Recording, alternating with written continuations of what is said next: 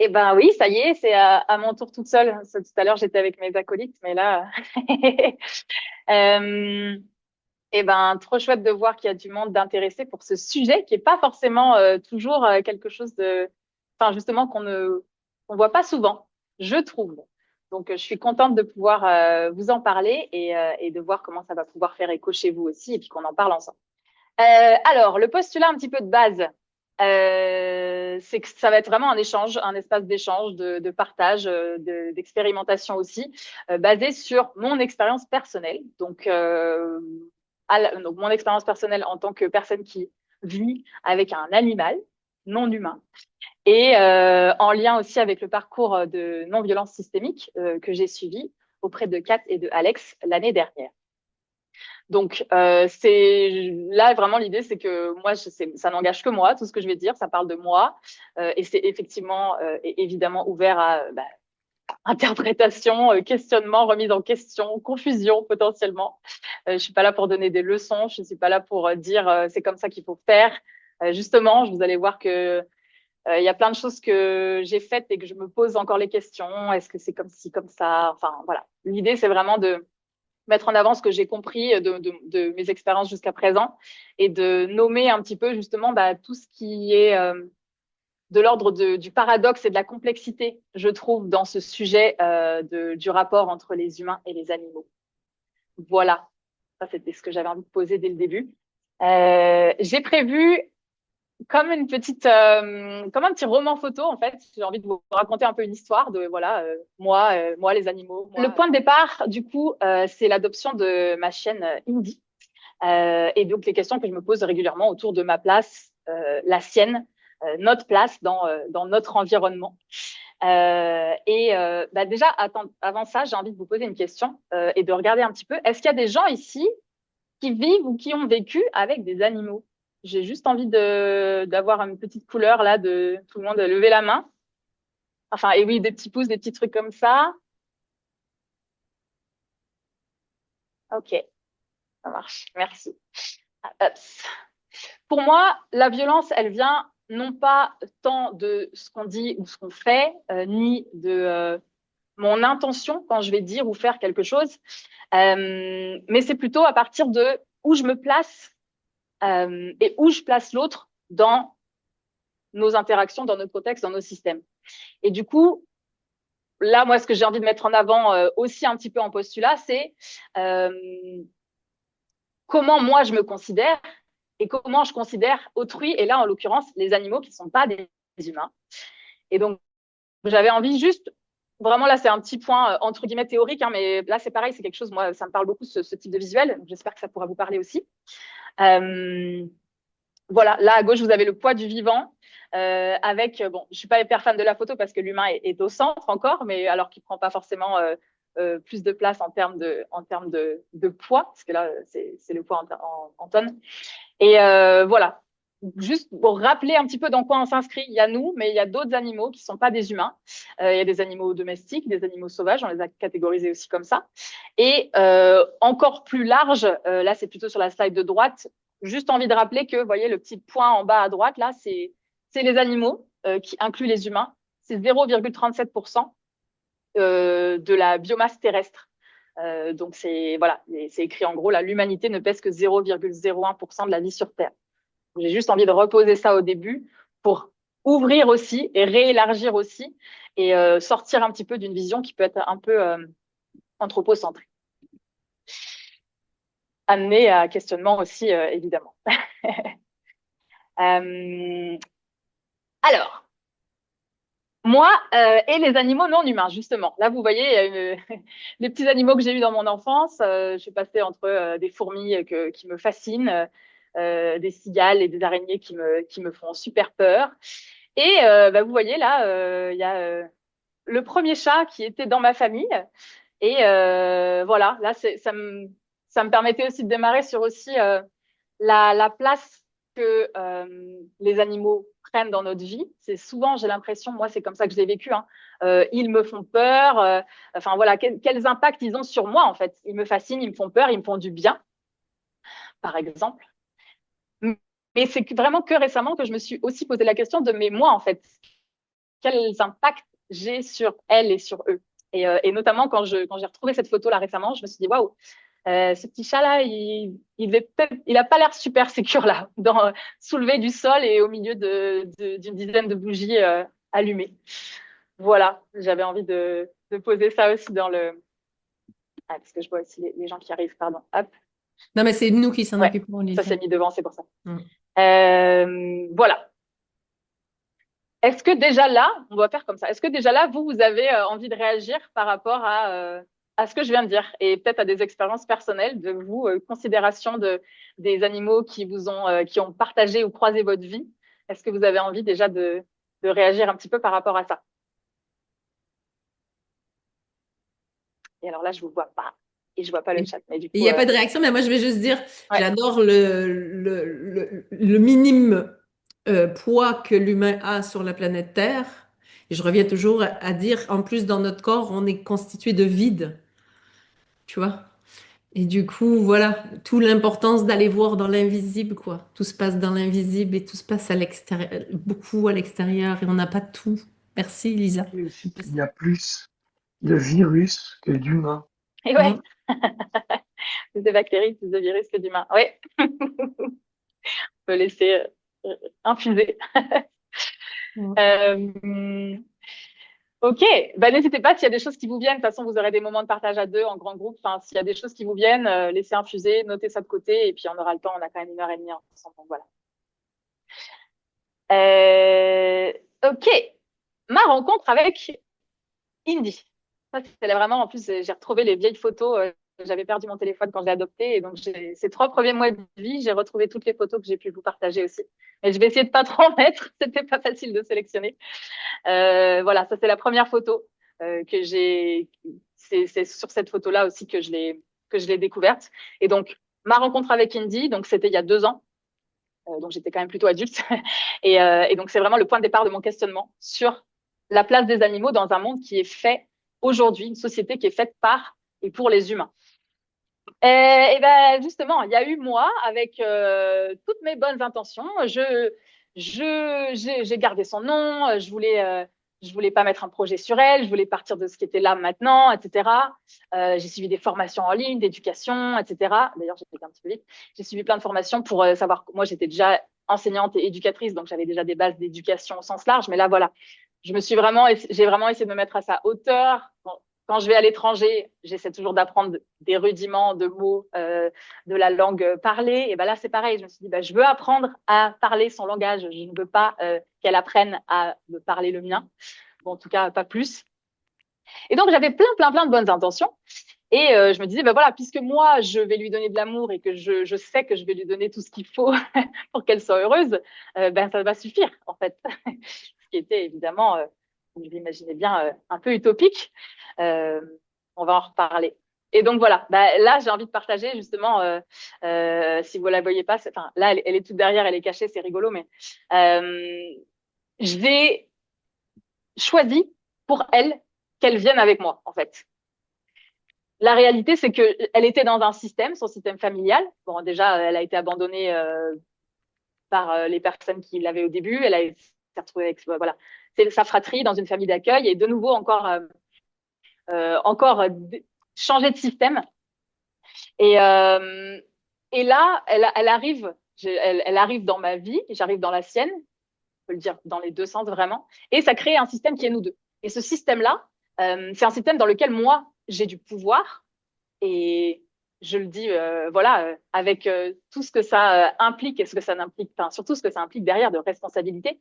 Mais c'est un système dans lequel je suis privilégiée. C'est-à-dire que moi, la notion de privilège, vous avez peut-être un petit peu entendu là dans les autres ateliers ce qu'on en dit, mais c'est cette idée d'accès à des ressources. Donc moi, en tant que privilégiée dans le système de ma chienne et moi, je choisis pour elle. En fait, là, je peux tout faire. Je fais tout pour moi et je fais tout pour elle. Je choisis quand elle mange, je choisis ce qu'elle mange, à quel endroit elle mange, quand elle dort, où elle va, qui elle rencontre. Enfin voilà, j'ai complètement le pouvoir sur sa vie. C'est un fait.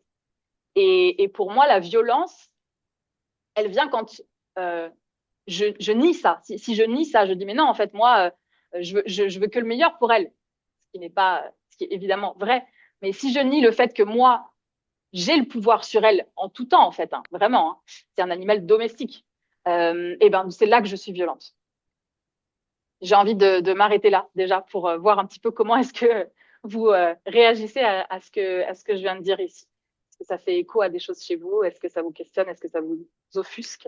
Est-ce que ça vous rassure? Qu'est-ce qui est vivant là quand je dis ça?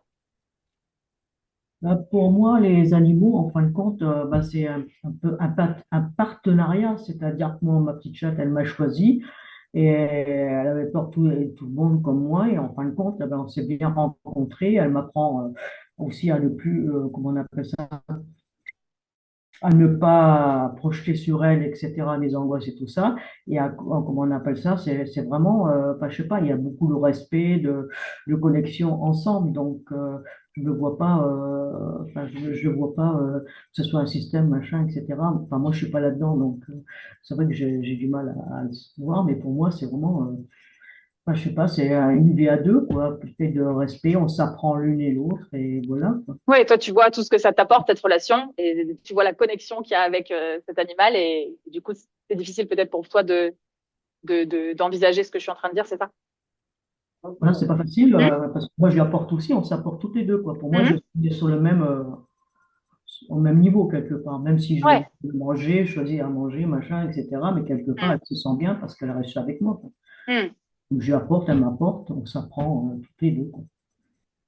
C'est super intéressant. Bah, merci du partage. Et moi, ça me questionne justement tous les jours. Est-ce qu'elle se sent bien, ma chienne? J'en sais rien. Je peux le percevoir, évidemment. Je Mm. peux, euh, et on va en reparler plus tard parce que enfin, vraiment, on va en reparler tout le long. C'est le cœur hein, de cet atelier, justement. Donc, merci de poser ça. Hein.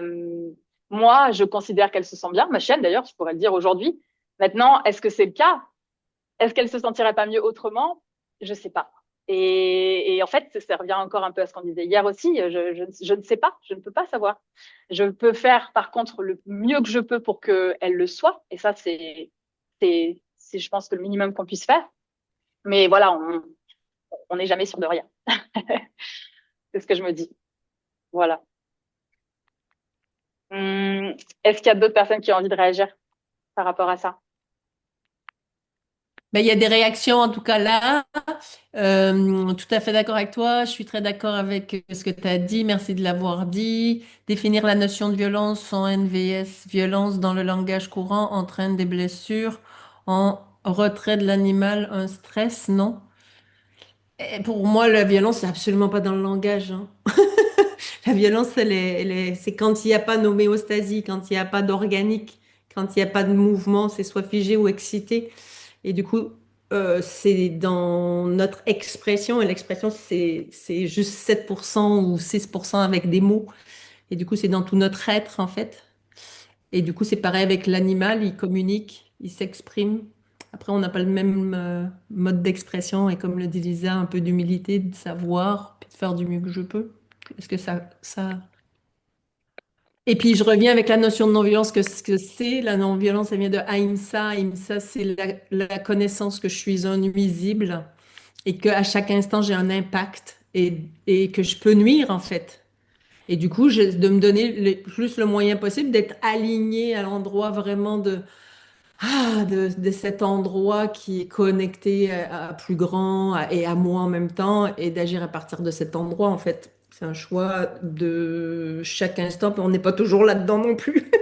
Hmm. Voilà, j'avais envie de redéfinir ça pour que juste... C'est pas la bonne définition, hein. C'est juste la définition qu'on va traiter ici. Mais Hmm. après, gardez vos définitions, c'est elles vous sied. Voilà, merci. Ouais, puis c'est des mots qui sont, enfin moi personnellement, même de le dire, hein, du moment où je me dis bon bah j'ai du pouvoir sur elle, c'est pas confortable. C'est pas confortable et en même temps c'est une réalité. Enfin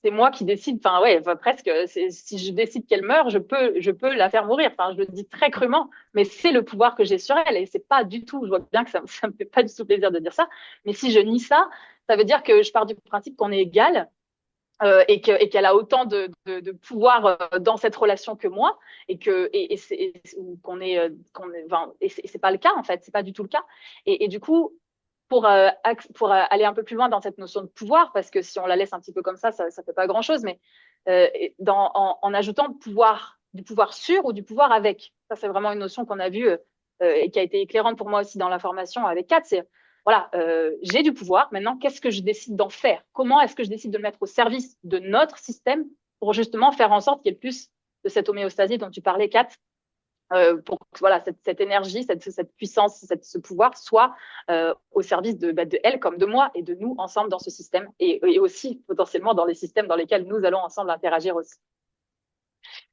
Voilà. J'en ai Adeline qui nous dit, pour moi, vous posez beaucoup de questions. Oui, peut-être. Alors, donc, moi, je me suis dit, OK, mon rôle, ça implique des responsabilités. Ma chienne, je vais lui rendre la vie parfaite, puisque les chiens, ce qu'ils aiment, c'est être dehors, c'est être en liberté, c'est voir plein de copains, c'est faire plein de trucs. Et du coup, je me rends compte que très vite, là, par exemple, à droite, c'est tes frères et sœurs. J'étais trop contente. Je me dis, voilà, ils vont se retrouver, ils vont rester ensemble pour toujours. Et voilà, vraiment, encore une fois, c'est de bonnes intentions de me dire, voilà, je veux qu'elle soit heureuse et je vais faire tout ce qui est en mon pouvoir pour qu'elle le soit. Mais là où je vois aujourd'hui un peu avec le recul, c'est que je l'ai beaucoup considéré comme juste un chien. Enfin, quand je dis juste un chien, c'est-à-dire un chien avec ma définition du chien. Et c'est de dire, bah, les chiens, ils ont besoin de ça.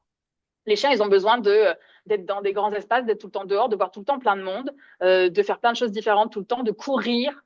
Et du coup, je faisais plein de choses avec elle et avec en plus cette culpabilité de me dire, bah, je suis en appartement, donc en fait, il faut que les chiens, ça vit pas en appartement, les chiens, ça doit être dehors, les chiens, ça doit retourner à son. Enfin, j'avais vraiment quelque chose comme l'envie qu'elle soit le plus proche de son, je vais dire un truc, voilà, de son être naturel ou de son essence naturelle, qui est effectivement complètement utopique puisque c'est une petite chienne domestique qui n'a plus rien à voir avec le loup que ses ancêtres très lointains ont été.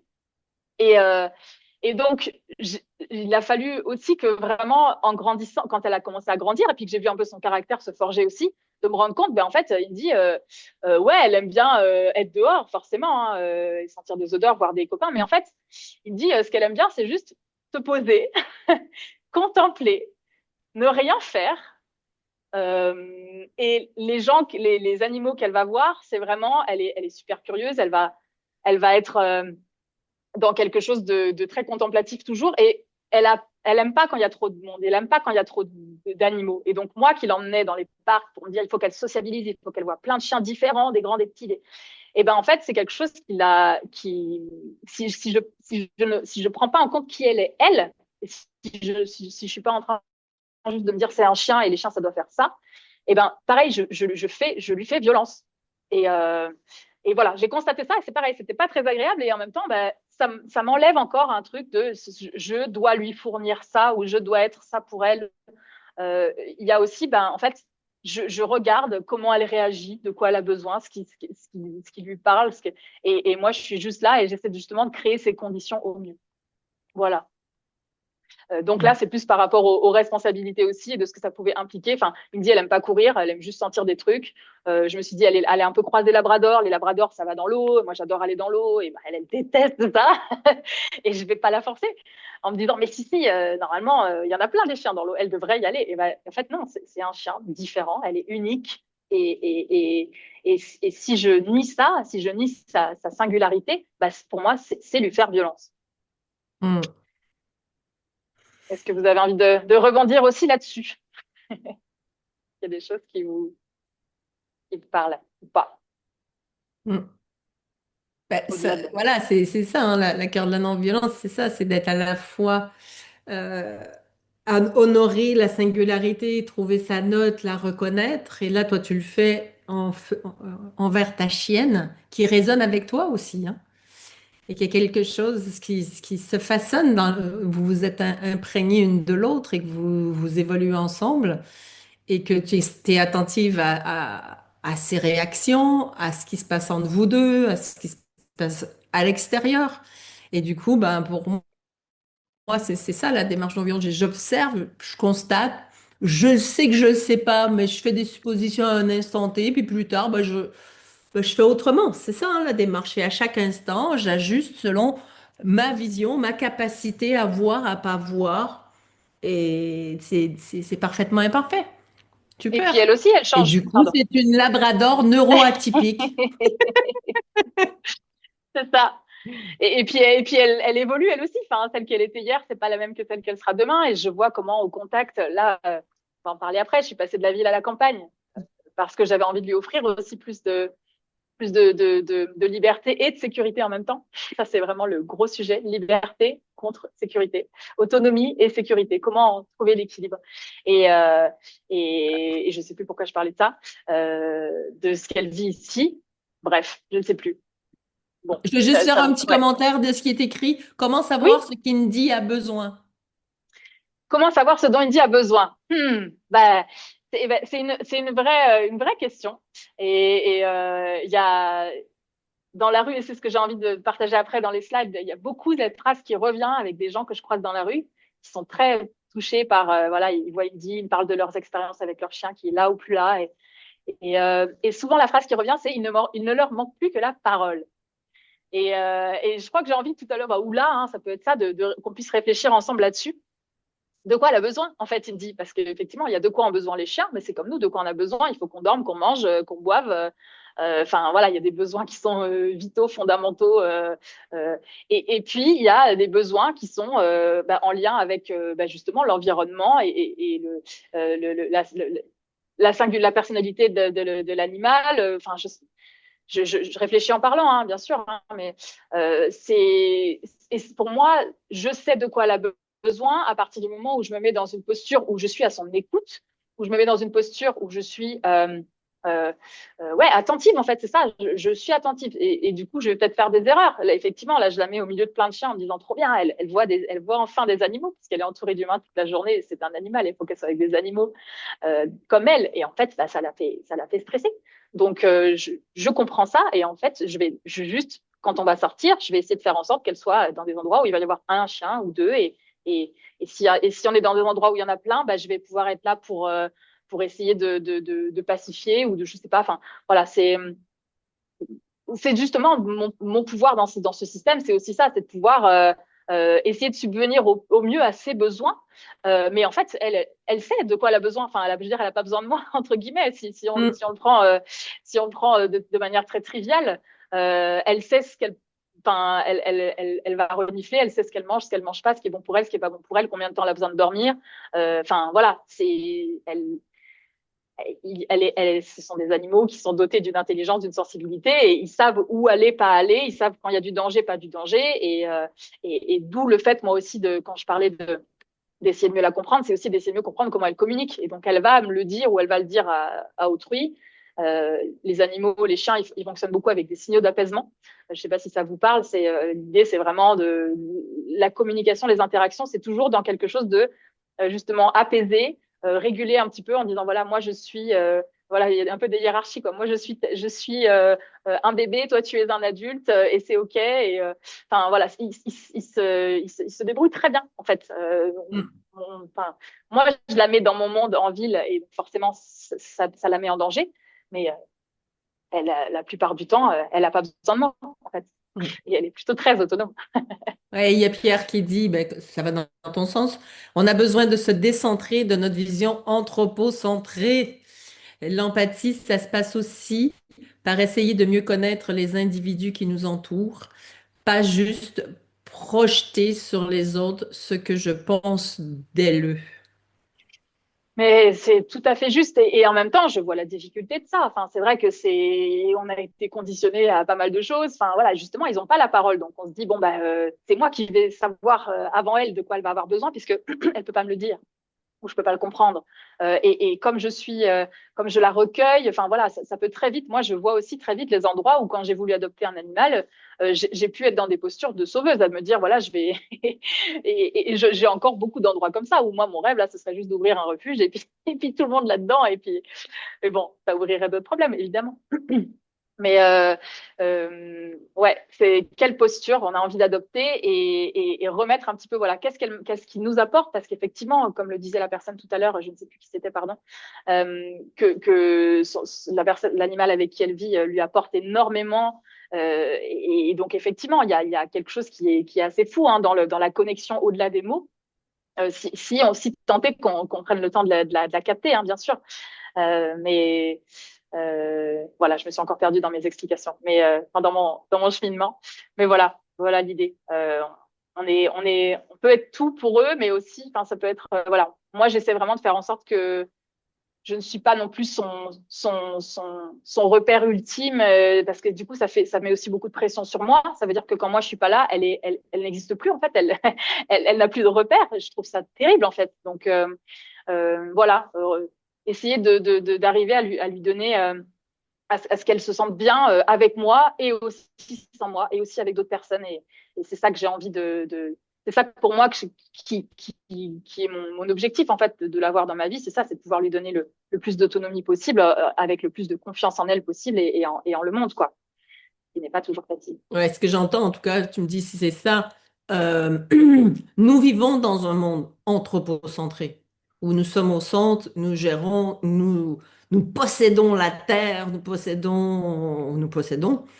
Et du coup, l'invitation, c'est comment on fait avec ça, parce que demain matin, ça va pas changer. Donc, ces animaux-là existent. Et du coup, comment le plus possible dans ce monde anthropocentré, je peux faire le mieux que je peux en n'ayant pas cette vision anthropocentrée. Essayer de juste me décaler, pas juste partir de moi, d'essayer de vous comprendre, de voir dans l'invisible, et tu vois ce que tu vois. Et puis elle voit Complètement. ce qu'elle voit. Et c'est ça la vie. On voit pas tout, en fait. Apprendre à savoir qu'on voit pas tout. Mais juste l'attention. Juste, j'ai envie de mettre de l'attention, ça change tout. Mm, Tout à fait. mm. Et on va en reparler encore après. J'ai prévu justement plus de détails à ce sujet. Encore un truc un peu violent dont j'avais envie de parler, c'est cette laisse-là. Et donc, il me dit dans mon contexte de vie urbaine. Pareil, je me suis dit, voilà, moi, je suis quelqu'un qui bouge beaucoup et c'est important pour moi qu'elle se sente bien dans tous les environnements, dans le train, à vélo. Et voilà, on a fait beaucoup de voyages, plein de choses. Et pourtant, à chaque fois, voilà, c'est presque un échec à chaque fois que je mets cette laisse et je la vois au bout. Il y a un truc, je vois bien qu'encore, il y a des choses qui, pour moi, sont hyper dérangeantes avec ça. Et quand on prend le train à la muselière, le fait de lui mettre la muselière, en plus en sachant que, voilà, moi, je la connais, même si elle arrive à gober une mouche, je sais même pas si elle arriverait, je pense qu'elle ressortirait vivante. Mais donc, il y avait vraiment quelque chose de très fort chez moi qui était, en fait, je ne veux pas la mettre en laisse, je veux qu'elle soit en liberté, je ne veux pas la domestiquer. Et donc là encore, je suis dans une violence, dans un déni, parce que si elle n'a pas de laisse, il me dit en fait, à 2 mois, en plein centre-ville de Marseille, bah, elle passe pas 24 heures en fait. Et, et donc, c'est repartir dans l'autre sens et me dire au fait, ok, je sais que là, c'est pas quelque chose qui, bah, qui est le plus idéal pour elle de ce que je m'imagine. Mais en fait, quand je le fais avec de la conscience, de me dire en fait, je le fais pour sa sécurité. Et en fait, elle passe pas sa vie en laisse avec moi. On le fait quand on traverse la route, on le fait quand on est vraiment dans les petits coins. Mais voilà, sinon, on en reparlera un petit peu ce que j'ai essayé de mettre en place justement pour faire du avec, hein, comme tu disais là. Mais voilà, je vois qu'il y avait vraiment un truc de refus, même la muselière. Je me disais, mais non, en fait, elle ne fera de mal à personne. C'est violent pour elle la laisse, c'est violent pour elle la muselière. Et en fait, bah déjà, ne serait-ce que ça peut être violent pour les autres. En fait, ça, c'est un truc dont il est important de parler pour moi parce que ça a une dimension qui est venue un petit peu après. J'étais tellement en train de me dire, il faut pas que les choses, que ce soit violent pour elle, que j'oubliais à quel point, bah, elle aussi pouvait créer de la violence même si pour moi c'était inimaginable parce que voilà, je voyais bien ce que c'était, enfin ce qu'elle pouvait représenter. Et en même temps, j'ai vu, je me rappelle à l'époque, j'étais dans une laverie, je ressors, avec Indy, quelqu'un qui rentre, elle est tombée à la renverse de peur. C'est ce petit bout qui l'a regardée, elle aboie à peine en plus. Et je me suis dit, mais Et c'est arrivé à plusieurs moments aussi, voilà, des gens qui étaient dérangés, qui étaient gênés, qui me l'ont dit, et même quand voilà, elle va faire pipi dans la rue. Enfin, je veux dire, je vais pas lui apprendre à faire pipi sur les toilettes. Ça reste, vous voyez où est l'équilibre. Et en même temps, bah, quand elle fait pipi dans la rue et qu'il y a des gens qui me disent c'est dégueulasse, bah, j'ai envie de dire oui, c'est dégueulasse, c'est dégueulasse, c'est vrai. Et c'est violent en fait. Et c'est du coup, c'est vraiment un espèce de paradoxe et de quelque chose de très complexe avec lequel j'essaie de naviguer du mieux que je peux. Hein, c'est ça. Hein. Et donc voir que ça peut être violent pour les autres et ne pas le nier, ne pas dire mais non, elle est adorable, n'ayez pas peur. Ben, en fait, si les gens ils ont peur, donc en fait je vais pas nier ça. C'est encore pire. Donc ça a été une dimension supérieure aussi pour moi de voir ok la violence qu'elle pouvait générer chez d'autres et même chez d'autres animaux aussi. Hein, quand elle va courir après des chats, je pense pas qu'elle les mangerait, mais en tout cas, eux, ils en sont pas persuadés. Donc, voilà, tout ce qu'elle peut créer pour autrui. Et la violence aussi, que voilà, si je lui enlève la laisse, moi, c'est déjà arrivé une fois, on était en balade, je me dis, c'est bon, elle est en laisse, elle est en liberté. Pardon, elle est sans laisse, elle est en liberté. Et ben, ce qui s'est passé, c'est qu'elle s'est fait attaquer. Et j'imagine si elle avait été en laisse, j'aurais pu être plus près à la protéger. Mais là, en l'occurrence, elle s'est fait attaquer par un autre chien qui était sans laisse et qui était hyper problématique. Et c'était, voilà, je m'en suis voulu. Et donc, il n'y a pas de bonne ou mauvaise manière, encore une fois.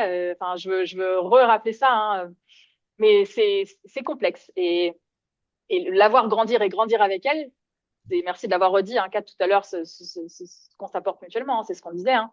Ben voilà, ça me permet de bouger un petit peu, de re-questionner, de me dire ah tiens, je crois fermement à ça, puis en fait ah oui, mais en fait j'avais pas vu cette partie-là. Et voilà, c'est ça bouge. Et donc voilà, la violence, ça peut être partout, les impacts sont partout, et c'est qu'est-ce qu'on en fait quoi. Hmm. Euh, Il y a deux, trois trucs, ça va que je dise? ouais, vas-y. Juste pour rebondir sur ce que tu dis, effectivement, moi, je n'ai pas une peur bleue des chiens, mais j'aime pas toujours marcher dans la nature quand il y a un chien qui me court vers moi.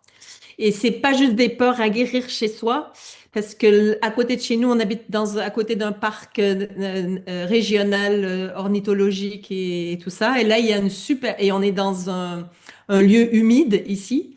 C'est une réserve humide où il y a beaucoup, beaucoup, beaucoup d'oiseaux et tout. Et donc, ils ont fait une super expo sur les moustiques, mes ennemis numéro un. Et je suis fière d'avoir cet ennemi parce que j'ai raison. 67 par année des morts, on parle des morts d'humains. Humain, ouais. Il y a 750 000 morts par année dues aux moustiques. Il y a 475 000 morts par année dues à l'humain. Et après, c'est les serpents, 50 000. Et après, c'est les chiens. 25 000 humains sont tués par des chiens. Ouais, Donc, l'apport du chien n'est pas complètement anodine non plus. c'est clair. Que l'apport du requin, qui a beaucoup plus d'empathie pour les gens qui ont peur des requins, il y en a 10 par année. Et les noix de coco, je pense, c'est 5 000, un truc comme ça. Tout le monde rêve d'aller se faire bronzer sous une noix de coco, c'est plus dangereux que les requins. Et tout le monde dit, n'aie pas peur de mon chien. Mais le chien, il est plus dangereux. J'ai juste envie de le dire que voilà, c'est un animal qu'on a créé, l'humain, et qui est potentiellement dangereux. Comme l'humain est potentiellement dangereux, ça ne veut pas dire qu'il faut les abattre et les maltraiter, mais voilà, c'est comme Mm. nous. Voilà, j'ai juste envie de poser. Donc, merci d'avoir dit ça. C'est vraiment un niveau pour moi à prendre en compte. Complètement. Et j'aurais, tiens, si elle avait été agressive, si elle avait été justement même physiquement violente envers d'autres, voilà, comment j'aurais re-questionné ça aussi. C'est vrai que là, je me dis, bon, bah, c'est un petit livre, tu l'as vu, vous l'avez Oui. vu. Mais ouais, toujours, c'est hyper nuancé, quoi. Ouais. Ok, Et on là, juste avance, Walid. une petite information. Donc, Oui. il y a Nadeline qui a une interaction tout à l'heure qui dit pour moi, c'est plus simple que ça. Connectez-vous à votre cœur et intuition et laissez-la un peu tranquille. Et vous, mettant la pression, elle le sent. Je suis pas avec vous. Je vous quitte. Bonne continuation. Voilà. Merci. Ensuite, j'ai l'impression qu'il y a de la culpabilité dans cette adoption qui génère l'envie de prendre soin du mieux possible. Comment vivre cette relation asymétrique sans culpabiliser dans la paix? C'est une question. Ouais, c'est exactement ça. Ben, j'en parle après, justement. J'en parle après. Mais c'est vraiment ça, hein. C'est, OK, j'ai fait ce N'oubliez choix-là. pas, Mm. n'oubliez pas le temps de l'atelier quand même. C'est Mm. Oui, 40 minutes là que ça parle, hein. oui. Voilà. Où est-ce que j'en étais? Alors, euh, donc Une l'idée, petite, c'est, une petite parenthèse. À la oui, fin de l'atelier précédent, on a débriefé avec Céline. Elle disait, j'ai pas dit la moitié du dixième du quart de ce que je Et voulais. bien sûr. Donc ce sera comme ça, tu n'y arriveras pas, Lisa. Si tu veux tout dire, ça va être dur. ouais, je veux pas tout dire. Je veux réussir ma petite transition avec la Mm. suite. J'aime bien Yes. quand j'arrive à pas perdre le fil. Et ben justement, c'était justement ça parce que j'avais écrit ne pas culpabiliser quand je n'y arrive pas. Donc c'est très intéressant que ça a été mentionné juste là. C'est bien ce que je me disais. C'est donc du coup voir quand j'ai du pouvoir et quand elle en a pas. C'est ce que je peux faire. Voir que je peux faire le choix toujours du pouvoir avec ou du pouvoir sur. Et surtout, ne pas me culpabiliser quand je n'y arrive pas. Et notamment, j'avais l'exemple de, des fois, quand on doit prendre le train, et ben là, la laisse, il y a pas de, on s'arrête pour renifler les odeurs. Je dis, je la tire, carrément, je la tire. En fait, je dis, on y va, et on y va. Et il n'y a pas d'autre choix. Et là, elle a vraiment pas son mot à dire. Et c'est violent. Mais voilà, est-ce que ça me fait culpabiliser? Oui et non. Enfin, pour moi, non, parce que si je le fais en conscience de, voilà, là, je le fais pour une raison, et c'est pas ce que je fais tout le temps. Et enfin voilà, je suis pas parfaite. Et voilà, c'est le fait d'avoir plus de clarté sur quand c'est violent, quand ça l'est pas, et quand ça l'est, pourquoi. Ça permet d'enlever cette culpabilité qui peut être aussi juste qui fait que je fais plus rien derrière, quoi. Il y a aussi ça. C'est une notion très importante. Notamment, là, j'ai envie de dire, voilà, tout ce qui va être par rapport à, alors ce qu'elle mange, j'avais mis quoi, ce qu'elle mange, elle mange tout ce qu'elle trouve. Donc, du coup, qu'est-ce que je fais aujourd'hui pour justement essayer de vivre tout ça avec sans culpabilité. J'essaie de justement quand il y a quelque chose qu'elle veut manger et que pour moi je ne veux pas parce que c'est dangereux, comme cette petite voiture noire, et plein d'autres horreurs, parce qu'on habitait à Marseille, donc je vous laisse imaginer tout ce qu'elle a pu avaler ou tenter d'avaler. Plutôt que lui dire des non et d'être violente en disant un non, eh ben, je vais lui dire non de manière classique et je vais lui donner un truc. Si elle a envie de mâcher quelque chose, ben, je vais lui dire en fait ce qu'elle peut mâcher. Et pareil, quand je lui mets la laisse, je lui dis je te mets la laisse. Et quand j'enlève, je lui dis j'enlève la laisse. Je le fais à chaque fois. C'est bête, ça paraît stupide. Mais en fait, pour moi, c'est essentiel parce que c'est même dans mon énergie. En fait, là, je lui dis en fait, je mets la laisse et on y va. Et quand j'enlève, bah, voilà, t'es libre et c'est des petites choses tout bêtes comme ça. J'avais écrit quoi d'autre de ce que je peux faire oui, je fais en sorte de qu'elle comprenne ce qui se passe autour d'elle. C'est-à-dire que quand on traverse, je suis pas juste en train de la tirer ou d'avancer. Ben, je vais lui dire stop, attends, on traverse. Enfin, là, des choses qui vont permettre aussi. Je me raconte, hein, ça c'est peut-être aussi qu'elle soit un peu plus actrice aussi de ce qui se passe et qu'elle soit pas juste dans je suis je suis là bêtement. Mais ça se trouve là, c'est moi aussi qui me dit que ça l'aide, mais peut-être pas. C'est intéressant. Et là, la petite photo à côté, c'est Indy qui est terrorisée par les escalators. Voilà, donc comment est-ce que je fais? Est-ce que je la force à descendre parce qu'un escalator pour moi c'est pas dangereux, quoique je suis pas super confiante non plus. Mais ou alors est-ce que voilà, là c'était la première fois que je l'avais accompagnée. Maintenant on prend tout le temps l'escalier partout, même quand on est super chargé, on prend l'ascenseur au pire. Mais voilà, voilà pour vous dire, c'est encore une question de présence, d'attention et de pouvoir aussi lui offrir, ok. S'il y a des non ou s'il y a des interdictions ou des impossibilités, des obstacles, ben, c'est aussi mettre en avant ce au service de quoi c'est et, euh, et, et toutes les autres options qui sont possibles et qui n'utiliseraient pas ces options-là, quoi. Je ne sais pas si c'est très clair, mais voilà. Il y a un mot que j'ai vu là dans le chat qui est sorti et c'est la slide suivante. Donc, c'est un mot très intéressant dont j'ai envie de parler dans cette notion de non-violence systémique. C'est la notion de consentement. Même moi, rien que moi, en regardant cette photo, je craque à chaque fois. Et là, c'est pour vous parler aussi de l'activité, la deuxième activité, voire même la première préférée d'Indy, c'est de dormir.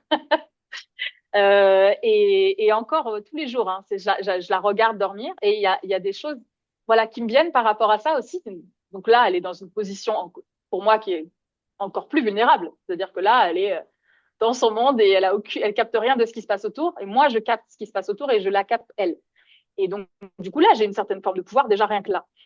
Et je vois, moi, les endroits où je m'observe, hein, les endroits où j'ai des espèces de pulsions comme ça, où j'ai juste envie de la prendre voilà, de lui faire des énormes bisous, presque de l'écraser, quoi. Vous voyez, cette espèce de truc, cette pulsion d'amour, et, et du coup, je me regarde faire. Je me dis, tiens, alors, effectivement, il y a des fois certainement où je l'ai fait, hein.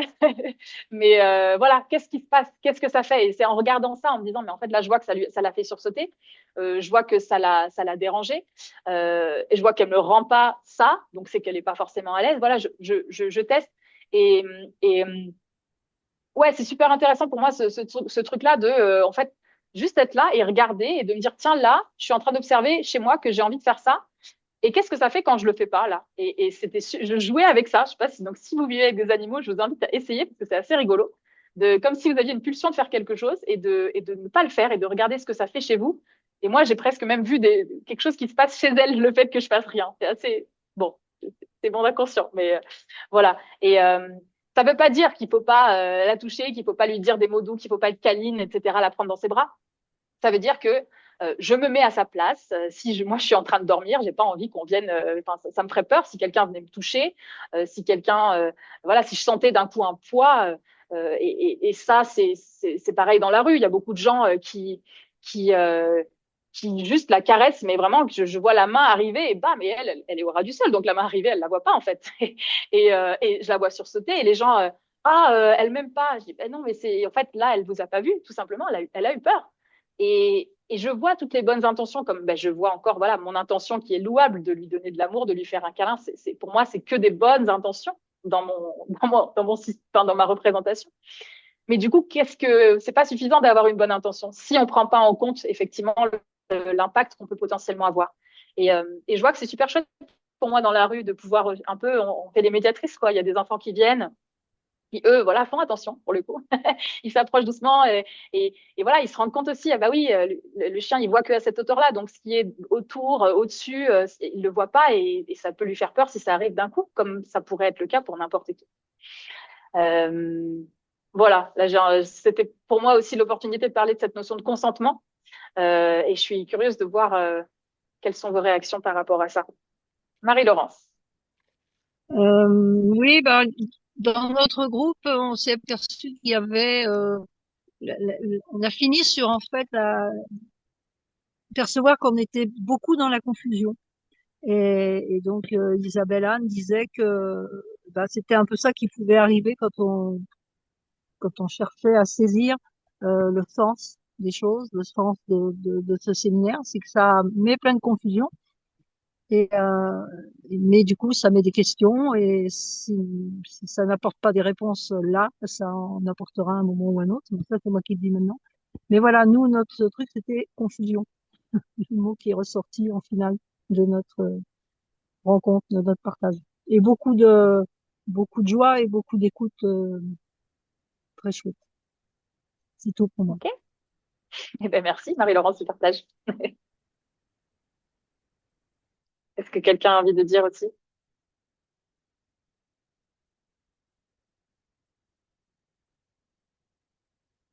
Pas de réaction particulière, Virginie? Ouais. Oui, je prends la parole puisque je vois qu'on a le temps puis que les gens Oui. disent aussi. En fait, je voulais partager ce que j'ai partagé dans mon petit groupe, dans le sens où j'ai été surprise de ce que ça m'a fait. Je ne m'attendais pas à ce que ça m'amène autant de questionnements, ce sujet-là, notamment sur le fait de faire le parallèle avec le consentement. Même si je m'étais déjà posé la question, moi aussi, mes animaux, quand ils dormaient, alors même si je m'approchais tout doucement, puis je leur parlais avant de leur toucher pour leur dire que je vais leur faire un câlin, mais quand même, du coup, je me dis, je suis venue, j'étais quand même une intruse dans ce qu'ils étaient en train de vivre.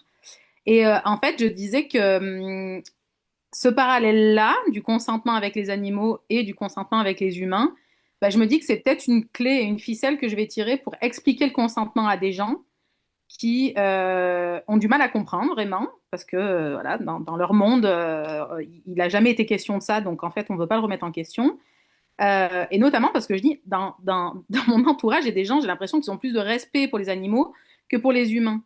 Et donc, de venir, en fait, prendre des exemples avec des animaux pour après les amener faire le parallèle avec les humains.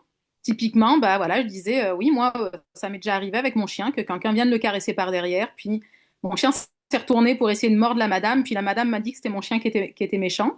Puis non, mon chien a eu peur. Et en fait, je me dis, bah, de faire ce parallèle-là, de dire, bah, regarde, en fait, un chien, si on vient lui caresser les fesses, en fait, alors qu'on l'a pas prévenu, qu'est-ce qu'il va faire? Il va grogner, il va être agressif. Est-ce que tu trouves ça normal? Bah oui, je trouve ça normal. Bah alors pourquoi c'est pas normal qu'une femme, elle se retourne et qu'elle soit agressive quand on lui touche les fesses par derrière? Et en fait, je me dis, bah voilà, je peux prendre des exemples comme ça pour pouvoir faire des parallèles, pour peut-être, j'espère, permettre à des gens de conscientiser ce que ça veut dire le consentement et pourquoi c'est pas OK quand c'est pas demandé, en fait. Voilà, c'était ça que je voulais vous partager. Donc, Et merci. vice-versa. Et vice-versa, ceux qui sont sensibles aux animaux dire est-ce que tu ferais ça à ton chien? Oui, c'est ça. Ça fais-le Mm. pas aux humains. Et je veux dire, et vice-versa, celles ou ceux qui aiment pas se faire toucher les fesses, par surprise, C'est peut-être ça. de dire mon animal non plus. Merci. Merci. Merci. Est-ce qu'il y a encore des petits retours? Il y a des choses qui ont envie de se dire. Des inconforts, peut-être, qui ont été vécus, parce que le but, c'est pas que vous soyez tous et toutes d'accord avec ce qui se dit. Il y a Le but, c'est que Régis. justement, ça questionne. Régis. Régis.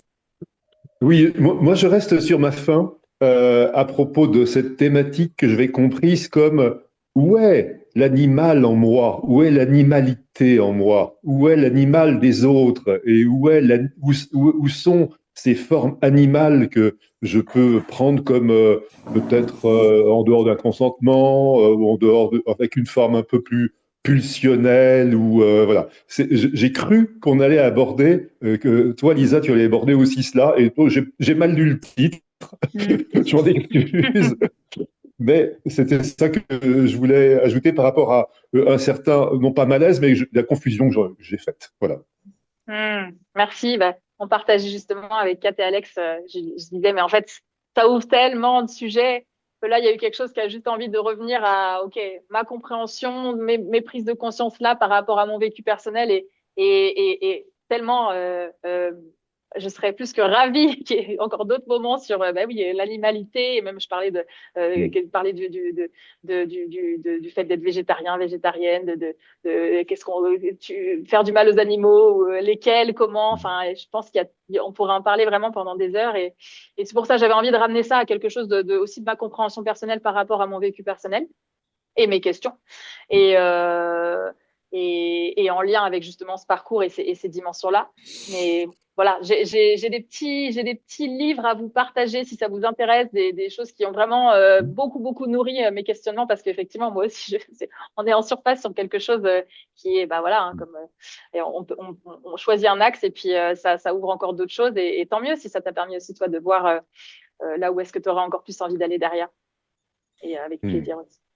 Merci. Je rebondis aussi sur la personne qui est partie et qui disait que fallait pas se poser autant de questions, que c'était instinctif, que c'était, etc. Ouais, je trouve ça. Enfin, l'un n'empêche pas l'autre déjà. J'ai envie de dire. Euh, et, euh, et oui, moi, enfin, s'il y a une seule chose qui, pour moi, est importante, voilà, ce petit pas de côté, repenser sa place et puis euh,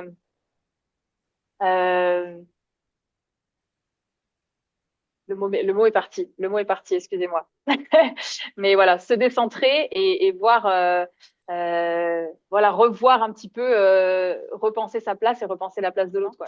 Et des petites lectures qui m'ont inspirée. Mais là, du coup, pour les sujets un petit peu plus larges, notamment autour de, bah voilà, un livre très coup de poing qui s'appelle Ainsi l'animal et nous. Euh, L'animal et la mort. Moi, je viens de m'installer à la campagne et là, bah, typiquement aujourd'hui, je viens d'assister à ma première battue. J'ai entendu des chiens hurler dans tous les sens. Voilà, qu'est-ce que ça questionne aussi derrière. Et le livre d'Ovidie, Assise debout couché aussi, qui refait les liens entre justement les dominations des femmes et les dominations des animaux. Très intéressant. Voilà. Si ça vous parle, si vous avez envie d'aller plus loin, je vous les recommande vivement et au plaisir d'en rediscuter ici ou là. Et j'ai envie de rebondir sur l'histoire de la culpabilité qui a été un peu soulevée. En fait, pour moi, j'aime bien faire attention à la confusion. Il y a beaucoup ce truc, il ne faut pas se culpabiliser, il ne faut pas se culpabiliser. Le fil est très petit pour tomber dans la déresponsabilité. Hein, Ouais. c'est pas de prendre en compte mes responsabilités qui est se culpabiliser. Hein. Parce que culpabiliser, c'est la toute-puissance, justement. C'est de croire que je suis coupable de ce que l'autre vit et que c'est à moi de tout réparer. C'est de la toute-puissance. La responsabilité, c'est d'être capable de prendre mon bout de responsabilité.